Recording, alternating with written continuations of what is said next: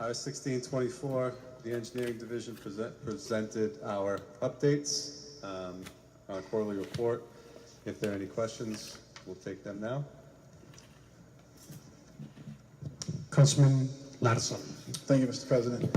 Eric, in the Finance Committee meeting, there were some questions that were brought up, and it was suggested that we pass those questions along to you.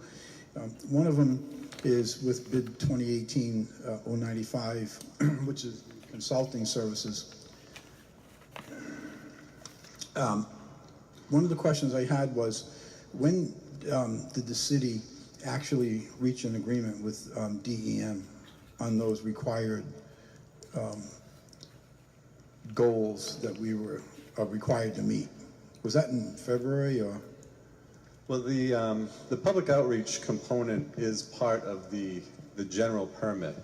The city of Warwick just hasn't been very good at doing it at all. So when we signed the consent, which 2 years ago now, they kind of ratcheted up those requirements, you know, kind of because they had us in job in the past.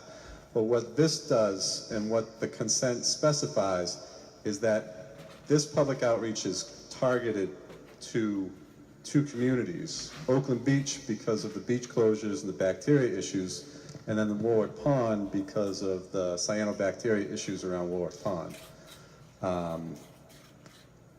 So it's again, it's the kind of thing that we should have been doing for a long time, but then the consent decree came along and really kind of put the pressure on us to get it done. So what I'm hearing is that this public outreach thing is happening about 2 years after, or almost 2 years after, the agreement with DEM. Okay. In this particular item, it says the city shall carry an allotment for printing and shall carry an allotment for bulk mailing. My question was, in the monetary aspect, it's calling for $5,000 for the printing and $400 for the bulk mailing. How were those numbers reached? What was the formula used for reaching those numbers, and how many actual pieces of mail will be sent out?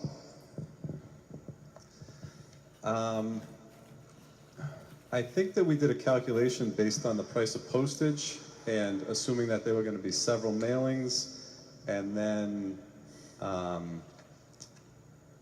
don't remember the specifics, but the idea is that there are going to be several mailings, and that this is an item that this dollar amount is very conservative, but it's going to function as kind of a drawdown. You know, if they send out one mailing to, I don't know, 10,000 people, that'll get pulled off of that, and then a second mailing to, you know, so many people, then that gets pulled out of that. What we didn't want to do is have one consultant come in and say, well, it's going to cost us $10,000 to do mailing, and have another consultant say it's going to cost $2,000. So we just held one item so that that wasn't a variable, so that we could pick the consultant based on the information that we actually wanted.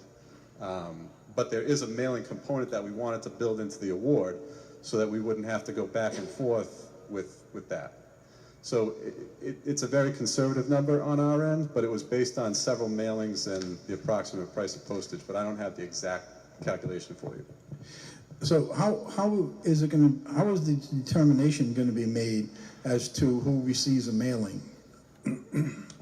Well, there's the area around Oakland Beach, which will receive information directly related to pollutants relevant to that area, which primarily is bacteria. So again, you know, I think we'll work with the consultant on that geographic area, because in the bid, they don't know exactly who's going to get the mailing. But we'll work with the consultant on the geographic area and the mailing list. And that's pretty easy to determine now with GIS. You can drop a pin and it gives you a radius and all the addresses show up. So that's pretty easy. And then, like I said, Warwick Pond, the mailings will be more nutrient centered, because that's the contaminant of concern around Warwick Pond. And I had asked what the goal was to have this public outreach completed by. I don't remember what the answer was. What is the goal? Well, our hope is that that it's completed, that this contract is completed in approximately 9 months, I think, is what we built in. But then we can take this model and apply it to other areas of the city, and that maybe moving forward, we don't need to hire anyone out because we have a template that we can use moving forward. Thank you, Eric. I'm all set, Mr. President. Councilman Travis and then Councilman Rowe. Yes, Eric, of course, on Suburban Parkway, the punch list, is that what the problems are that we're having?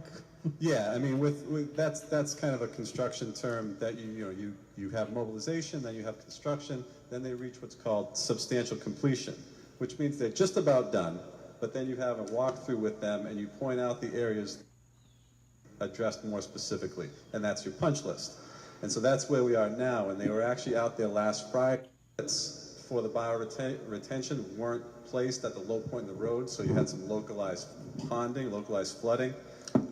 And the contractor went back out there, saw cut the berms, and established openings at the low points in the road.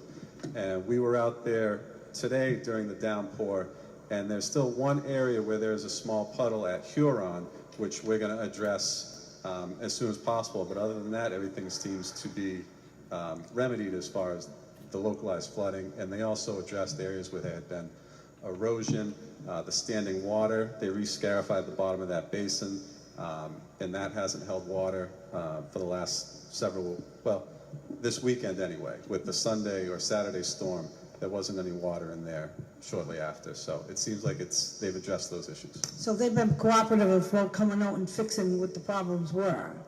Yes. Okay, that's Yes. good. Now, the construction on Suburban Parkway is different than the actual issues where bacteria that's in the beach itself.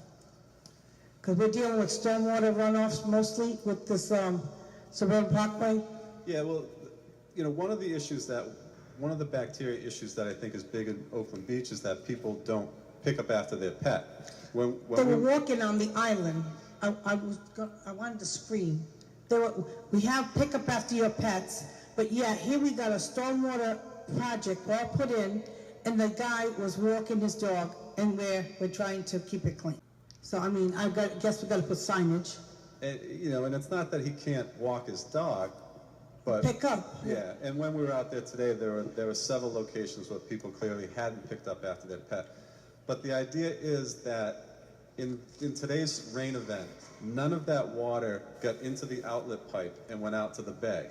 It was a moderate enough storm event where it was all held in that bioretention area. So the fact that there was, dog feces there, the rain hit it, washed it into the basin, but now it didn't get out into the bay. It stayed in that area and it will infiltrate in. And then ultimately, it'll biodegrade and natural attenuation will remediate it to a certain degree. And that's what this is for. I know, some people, that's why they need education, because some people don't understand that at all. All right, thank you. Is there ability for us to, are there any grants available to help you? Actually working with the DOT on several locations, because the DOT had a similar consent levied against them actually by the EPA. They jumped right over the state level. So they're on the hook to do a lot of remediation. So we're working with them on several locations to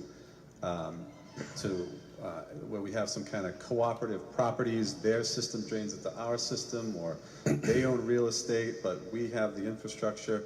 And so we're working with them on several grants at those locations to install some best management practices. I was just going to draw your attention to an article that was in the Providence Business News today, which indicates that EPA awarded $3.9 million for coastal watershed projects in Rhode Island and Massachusetts.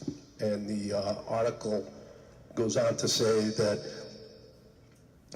the grant is to restore America's under the Southeast New England program, which is basically Rhode Island and Massachusetts, a little bit of Connecticut.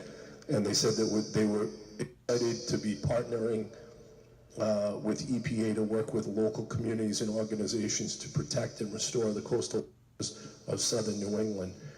I draw that to your attention because hopefully we can be one of those communities that applies for this, whatever we can get of the 3.9 million, and I'd like to encourage you to do that. Thank you.